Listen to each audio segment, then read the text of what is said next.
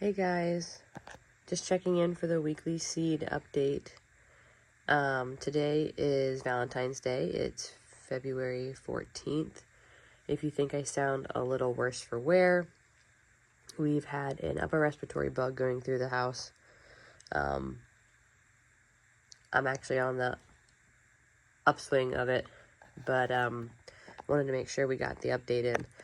This is the romaine lettuce and arugula that we actually planted up, I want to say is 2 weeks ago. And I know that I will be making us a salad tonight from this, so I'm looking forward to that. You can see the amount of growth that these guys have put on. And nobody's showing any signs of bolting or being unhappy. So, grab the next tray.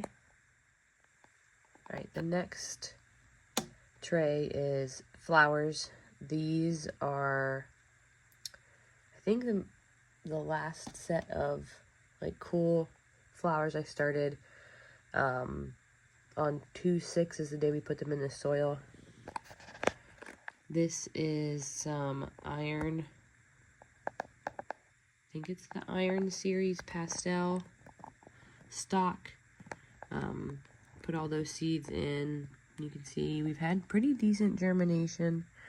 I know that you can thin stock based on, I think it's like the color. You can see that there's some decent like color difference between some of these seedlings when they're early like this. And I can't remember what the color means, that it's like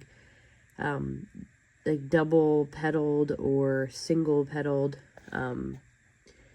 Stock is all a single stem, so you do not pinch stock. But I do believe that you can, like if you're growing commercially, you can thin these out so that you're only growing out the double blooms that have the really fluffy look. They look pretty happy. I'm not going to be doing any of that because I don't really care. This next set is some oregano on this side that I reseeded just because I've been, I guess, had a pretty decent germination, but I just keep reseeding oregano. And this is a parsley. Parsley is often very slow to germinate. It's from Johnny's. I'm gonna butcher the name. Mignette. It's supposed to almost look like a dill, like frilliness on the tips instead of the big like flat leaf or curly leaf parsley. So I'm excited to use that. I actually don't really like cilantro, so I use parsley in a lot of my summer salsas as a replacement. Next little bit, these two right here, these two rows are chamomile and Sweet Annie on these two for a good bouquet filler. I'd like to use a chamomile for making some tea and things like that.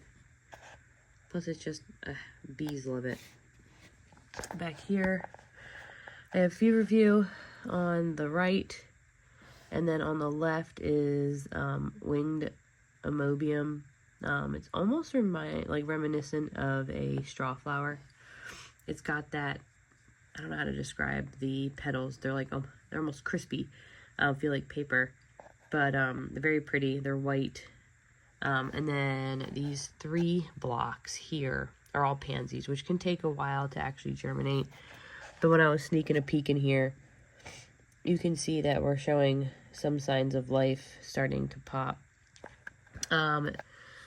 This one is all from Johnny's. This is the antique mix. It looks super pretty. This is more of a traditional mix of the pansy colors that you can see and you buy at the box stores. They're supposed to be very large. It's like the King mix from Johnny's. And then on the very end here is some Dusty Miller on the right tube. And then the left is a garlic chives So all onion seeds and onion seeds, shallots, chives, bunching onions. The seed germination rate goes down significantly. So I have several of these started in different places because I'd rather just get them to start than, go bad on the shelf. All right, let me grab the next tray. So this tray might look a little different than it did on the last little seedling tour.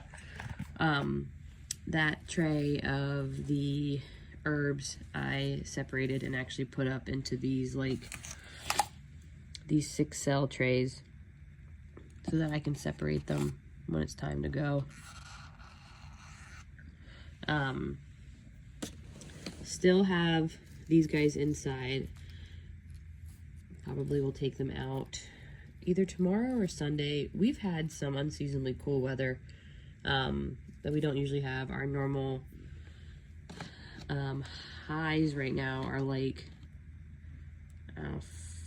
45 to 50 during the days, and our high today is 35, maybe 40. And I didn't want some of their first days outside to be such a drastic change, since the weather inside here has been a solid 72 degrees. So my plan is to hopefully get them out this weekend. So these little trays over here are the dill. They look happy and, putting on new growth. Got the little tray of basil. I actually should start, I thought I had more basil than this, but I will probably start some more basil to get that going. Parsley looks fantastic. This is traditional parsley. This little, I think there's 4. So I potted up the 3 that looked good, and then there's this little guy who's trying to partake, so figured I'd give him a chance. This is fennel. This is a bulbing fennel. And then the rest of this, well, not the rest, I shouldn't say that. These 4, so these 2, and then these 2 are all bunching onions. You have the yellow bunching onions and then some red bunching onions. And then this little cell pack is the lemongrass starts. So, herb tray looks fantastic. The next tray is the separated brassicas. This first row, actually these first 2 rows, we have the white and the purple cauliflower. They all look pretty good. Getting a little bullied by the Chinese cabbage, but it just grows so fast. Let's see here. Oh, they've got a couple of random plants. We got 2 Brussels sprouts right here. Maybe I should just separate these Chinese cabbages and put them in bigger pots. What do we have here? Broccoli. Got the kale. You can see that poking up above. And then I honestly think the rest of this tray is the Salanova lettuce starts, which are really putting on a bunch of size and honestly probably need to be separated soon again. They were so wee when we put them in here. But so this little tray looks good. This is the rest of that tray. Again, down here at this end, we have the white cauliflower and the purple cauliflower. They look good. As you can see, this tray is definitely not, everyone's growing at the same rate and not getting crowded out, like it is with that, I think it's the citrus, Chinese cabbage. What else we have on here? And then there's 3 rows of broccoli. And then, the 2 of the red. The red cabbage that I grow is the Omero from Johnny's. I really like it. It doesn't bolt. And honestly, I don't know if I told this story already, but last year my garden was decimated by a groundhog, and he ate all of the cabbages and the Brussels sprouts and the broccoli, but left all of the red cabbage alone. So here's to hoping. 2 rows of green cabbage. The green cabbage variety that I grow is from Johnny's, and it's a Primo Vantage. Decent size heads, grows pretty quickly. We have in this middle row, you can see some dino kale trying to poke out over here. Probably should pull these guys out so they can actually size up. I do have 3, but this last one is falling over, getting bullied by the cabbage. And then this very end is just a little row of Brussels sprouts. But this tray looks pretty happy. Hopefully we'll get them outside soon. Here is the shallot and leek tray. You can see they put on a bunch of size. I kind of want to try and figure out if I can get my camera set up in a way that I can show you guys how I trim these, because they need to be trimmed. But they're putting on great growth. They're really sizing up. They should be hopefully getting in the ground in about 3 weeks, 4 weeks at the latest, probably. Let me see if I can get the camera propped up to show you guys how I cut these. Alright, so I have a bowl, a little dish that's sitting here, and all I literally do is just grab a tiny section at a time, and clip their heads off. And then I do that all the way across the tray. It also keeps it a lot easier to not having to move the grow lights up and down constantly for the plants. I will stop trimming them probably the week before I plant them outside, so that they don't have the trauma of getting their tops cut off and having their roots disturbed at the same time.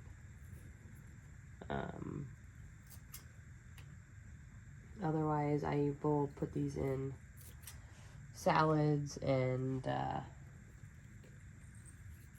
just use them like I would green onions.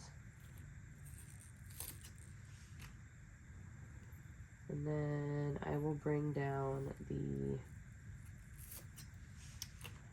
onion tray and do the exact same thing to that tray.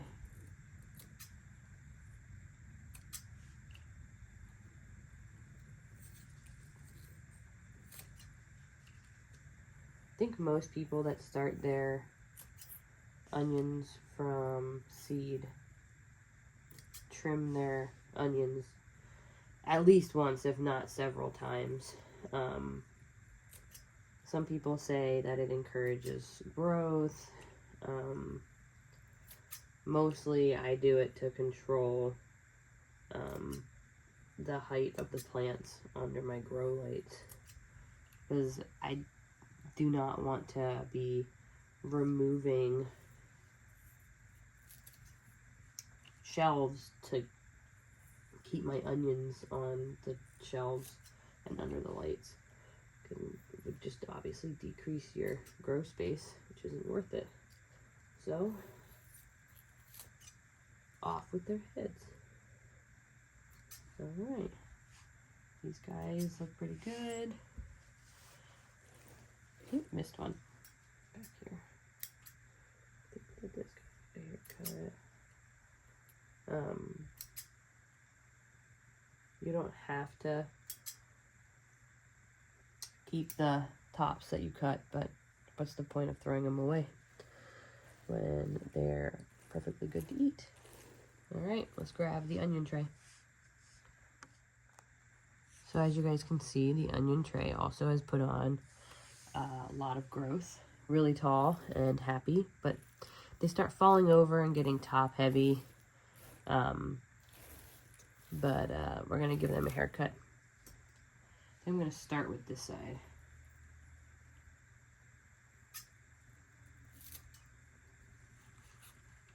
I don't know if my bowl is big enough.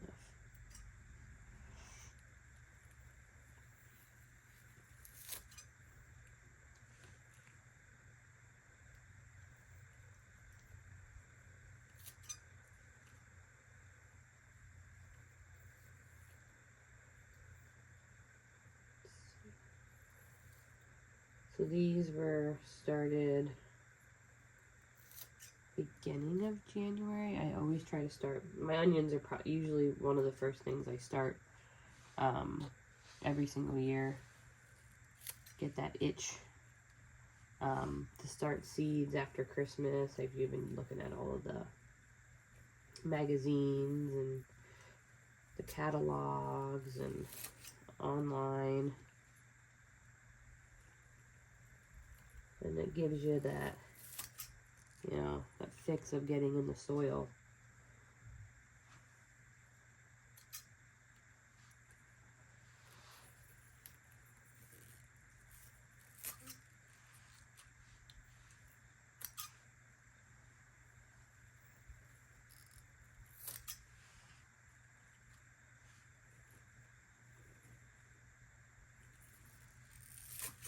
So onions are driven by daylight. There's a word for it, but my brain's tired and I cannot think of it.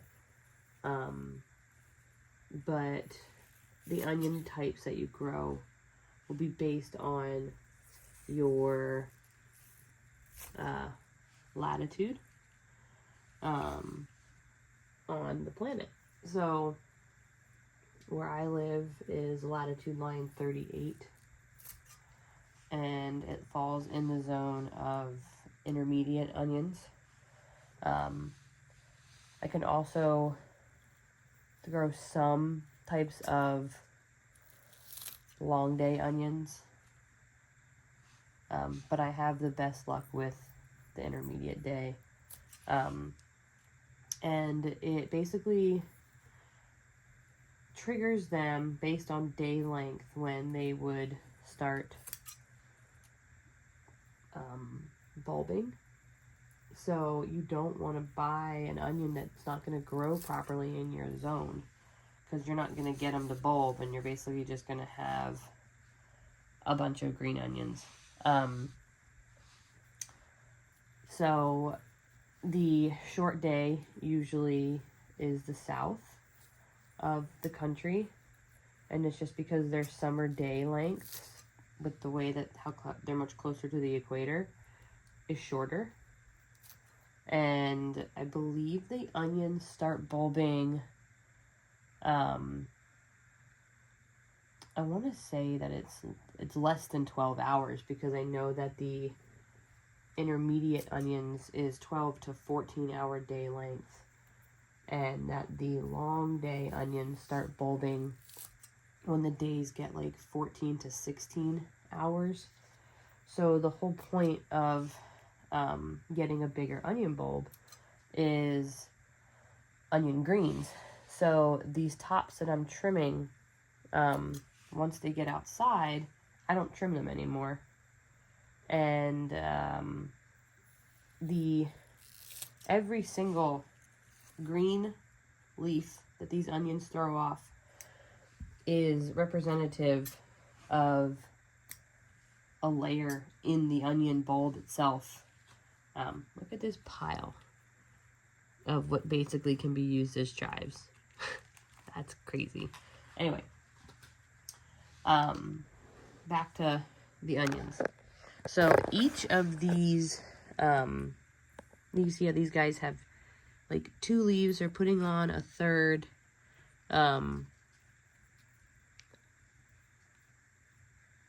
This guy actually has 4. So every single one of these leaves is representative of a layer inside the onion bulb once it actually is bulbing. And so in essence, the more greens that you have on your onion, the bigger the bulb will be.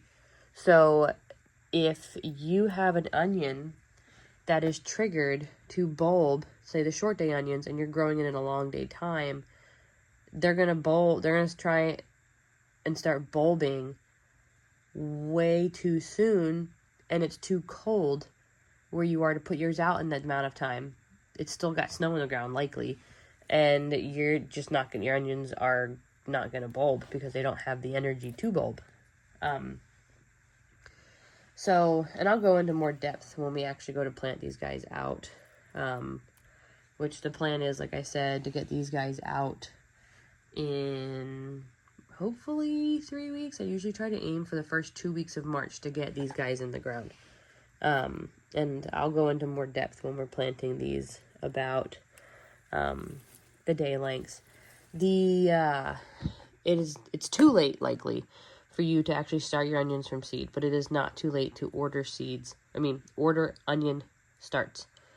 You can go to your box store and buy things called sets, which look like little nuggets of an onion, which, again, I don't recommend those. I recommend you order onion starts, not sets, but starts from a supplier. I know Dixondale Farm is a great one that a lot of people have recommended.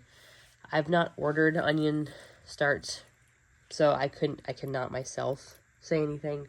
But I know Jess Fruits and Refuge usually uses Dixondale onions.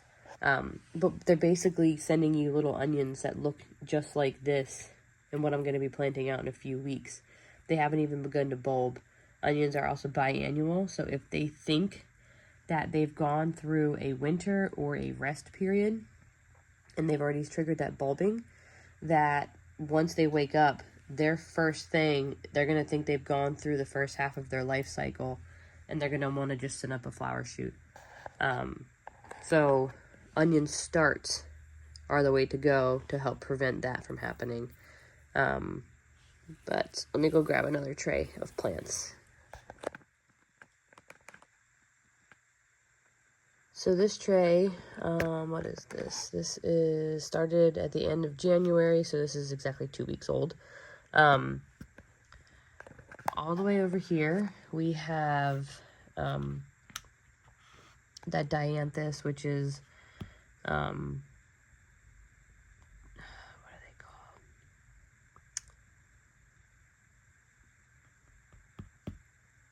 Not chrysanthemums, but I'm having a brain fart, guys. I'm sorry. But it's dianthus. I just forget what the other name is for these. Pretty decent germination. On the left is the white, and on the right is, I can't read my own handwriting.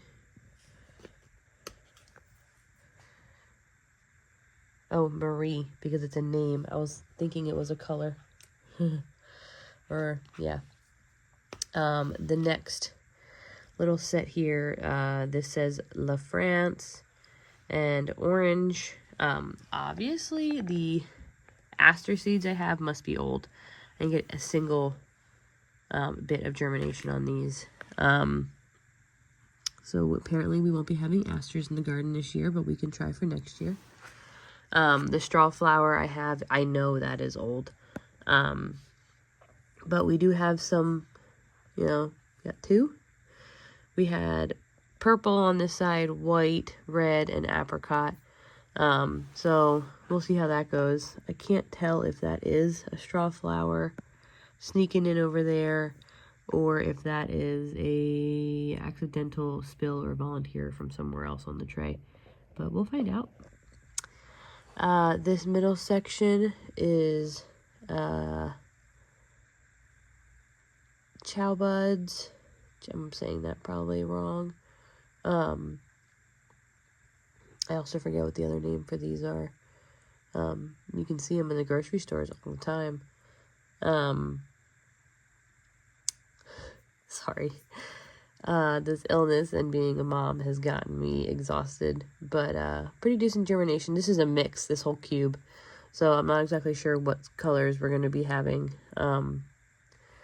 And then these last two are Potomac Snapdragon mix.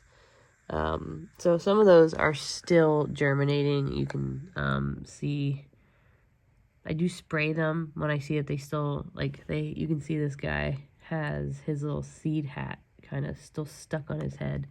Do not try and pop those off, because you're going to just top the plant, and then you're going to have nothing. But what's neat about these snapdragons, you can kind of see that there's different colors in the center.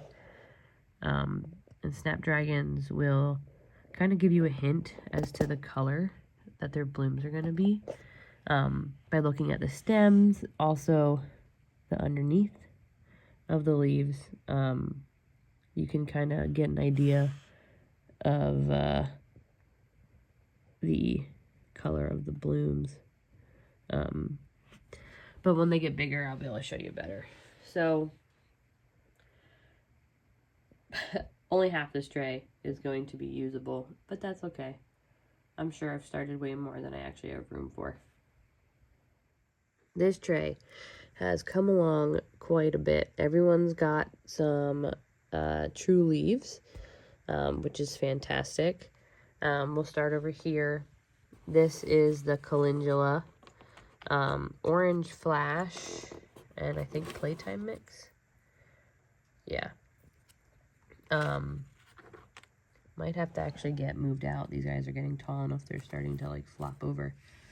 Calendula is actually pretty decently frost hardy, so this can be some of the first stuff you do put out. Again, this is the echinacea. My seed is old for the echinacea, but I was expecting a little bit of germination, but that's okay. And looks like I'm getting a second in the Cheyenne mix. And then this is 100% a snapdragon that got spilled over here. This is the Bizarre mix from Baker Creek, also known as rareseeds.com. And then I'm gonna have to look back. I'm pretty sure it's this way, but my tags got overlapped. So one of these is Potomac and one of these is Rocket. I don't think it's really gonna matter in the end. The germination rate it's about the same. I don't really care, but I'm sure I'll be able to tell you guys when I look back at the other videos which one's which. Back corner. On the right, these two are a pink daisy, and I believe that these are from Baker Creek also. I'm gonna have to read about it a little bit. I think I can pinch these to make sure that they're a little bushier, because they're kind of getting tall. And then this row with the vermiculite on it is the Crispedia, also known as the Billy Balls. We have yarrow in these two blocks. These two are a double white yarrow. This is a pastel yarrow. The Colorado lily we talked about did not come up, old seed. And then this is a reds mix. And then these two are status. Let's see. The tags are all floating away when I water my plants. I know I should tape them up, but good time for that. These two are an apricot. These are silver. This is a formula mix from Johnny's, and this is a pastel mix. So we'll have a decent amount of filler flowers, so I'm not upset. But this tray looks pretty good, with the exception of the echinacea. So this little box, I really enjoy starting seeds in these old Chinese food containers because they come with the perfect humidity domes. Don't get me wrong, I have a massive pile of humidity domes that fit on my stuff, but I never feel like that it's ever always a great seal. They definitely do not seal on these trays, but they do seal on my big black trays. So it's really frustrating to try and start plants in these pink trays because the humidity domes that I have don't fit on these domes, but I'm sure if I bought the Bootstrap Farmer domes that they would fit on these domes, and I'm just not willing to spend the extra money to have domes for my specific bins. I just won't be starting seeds in those little trays. It's annoying. Anyway, I digress. This on the side is Snapdragons. I think it's a rocket mix. Yeah. I did overseed them. You can plant two. You don't plan on pinching your Snapdragons. They recommend you plant two to a hole when you go to plant them, because then when you take your first big cut for your first stem, that's kind of like your pinch. These two kind of all look very similar, but these two rows, I only have, how many is that? 5? 1, 2, 3, 4, 5, which is probably more than enough, is the globe thistle. Super pretty. I'm kind of excited for this. I know it's going to dry really well. I do really want to dry a lot of flowers this year. I got 3 of the 5 of the Nigella that germinated, so that's exciting because I know that it likes to be directly sown. And then this last row is just more of the Snapdragons. This is another herb start. This is concerning to me. I saved a bunch of seeds from what I grew from Florette's zinnias this year, and I didn't get any germination on those 4, so I'm gonna have to test more out because now I'm worried. I have other seeds from her collection, but I don't know. I'm gonna have to try more. This little first row here is oregano, and you can see that that's actually starting to have some of its true leaves. We have thyme in the middle, and we have marjoram on the side, and then 2 of the 4 of the like the butter lettuces are coming up. So that's these 2 little guys. Here are the ranunculus and the anemones. I know I gave a quick little update on them 2 or 3 days ago, but you can just see how quickly these guys are putting growth on. It's insane.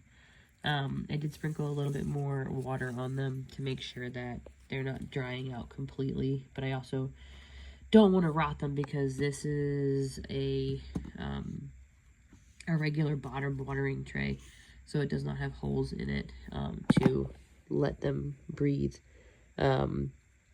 Probably maybe this weekend, now that there's some growth on like the entire tray, might start trying to just kind of take the trays outside during the day and bring them in at nighttime.